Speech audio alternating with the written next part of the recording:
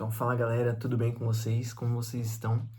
Bom, quero iniciar uma série de vídeos aqui no canal, abordando temas um pouco mais práticos, assim, é, para vocês, para que vocês possam estar utilizando aí na data do Enem.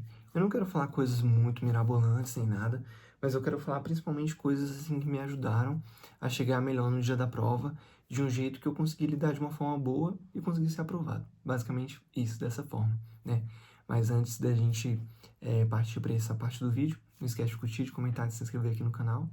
E muito prazer, meu nome é João Pedro, eu sou enfermeiro formado pela ESCS, faço medicina na ESCS também. E esse aqui é meu canal que eu falo sobre educação, falo sobre muitas coisas relacionadas aí ao Enem, à vida como um todo, beleza? E nesse vídeo eu gostaria de compartilhar um pouco com vocês, cara, uma estratégia, uma ideia que mudou muito a minha nota em linguagens. Assim, que me fez, cara, sair ali de 34, 33 acertos e me jogou ali para 39, para mais, assim, né?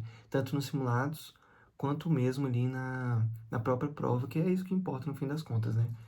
Cara, linguagem sempre foi uma prova que eu perdia muito itens, porque, cara, eu pensava em um item, mas era o outro. Aí, cara, eu não conseguia ler os textos direito.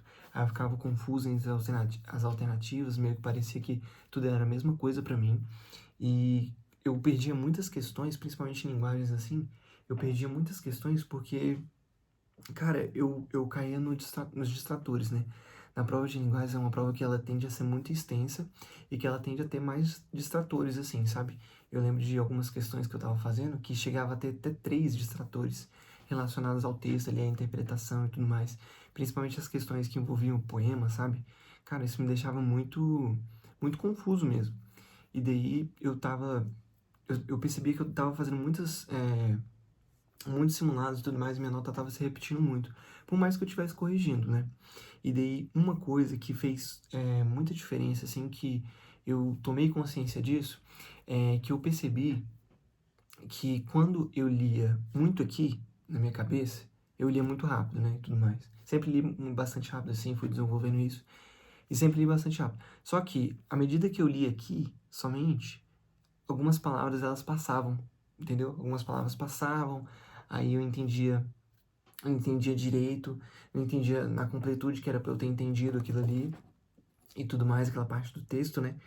E daí eu comecei a perceber que, cara, quando eu começava a ler com minha caneta acompanhando a leitura, e quando eu começava a ler meio que em voz alta, lógico que eu não vou ficar lendo em voz alta discursando pra minha sala, né? Mas eu ficava meio que conversando comigo mesmo sobre aquilo que eu tava lendo.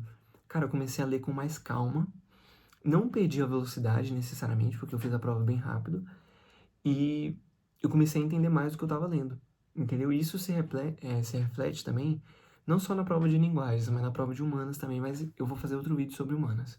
Mas na prova de natureza também, para entender algumas coisas, toda parte que envolve interpretação ali do texto, você pode aplicar isso.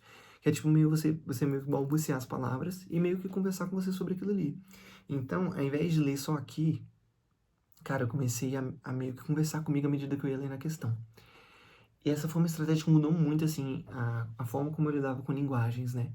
E a forma como eu lido até hoje, assim, é uma coisa que quando eu percebo que eu começo a falar comigo mesmo, eu entendo melhor. Parece que as coisas ficam mais claras. Quando a gente começa a externalizar algumas coisas, parece que os pensamentos que são totalmente, né, bagunçados e aleatórios, assim, de certa forma, em certo grau, eles se organizam, entendeu? Então, quando eu comecei a ler, eu comecei a entender bem mais, comecei a estabelecer relações melhores. Aí, quando eu ficava entre duas alternativas, cara, eu fazia questão de ler cada alternativa porque aquela poderia estar certa e porque aquela poderia estar errada. E daí, dentro da mais errada, eu escolhia a menos errada, deu pra entender? É como se eu, cara, fosse um fiscal de erros. Se eu encontrasse bem os erros ali, eu saberia que a menos errada é a certa que eu tava procurando, deu pra entender? E assim, outro ponto que tá muito relacionado à minha parte de linguagens é você ver, cara, qual alternativa mais conversa, mais tem palavras-chave com comando e com texto, entendeu? Porque às vezes a prova de linguagem ela vai te dar duas alternativas que estão de certa forma corretas, mas uma ou está extrapolando o texto, ou está reduzindo o texto, mas está de certa forma correta, e outra está totalmente alinhada ao texto, ou está mais alinhada do que o normal, entendeu? Cara, então é basicamente essa dica pontual, assim, que eu tenho para linguagens, que mudou muito a minha forma de lidar com linguagens. Tem outras dicas também, mas são cuidados, assim, pré-prova, não com a prova em si, né? Mas, assim, mais na preparação, que eu vou compartilhar em outro vídeo. Mas tenta aplicar isso no contexto de vocês, tenta aplicar isso na ideia de vocês já, para que vocês consigam estar já estudando de uma forma melhor, fazendo ali a prática de linguagem de uma forma melhor, com mais consciência, beleza? É isso, basicamente isso que eu tenho para falar no vídeo de hoje. Se você tiver interesse já na mentoria de 2026, eu tô terminando de estruturar ela para já começar a atender alguns alunos, já para Enem de 2026, para ninguém falar que não teve tempo, que não teve chance, entendeu? É para não ter desculpa mesmo.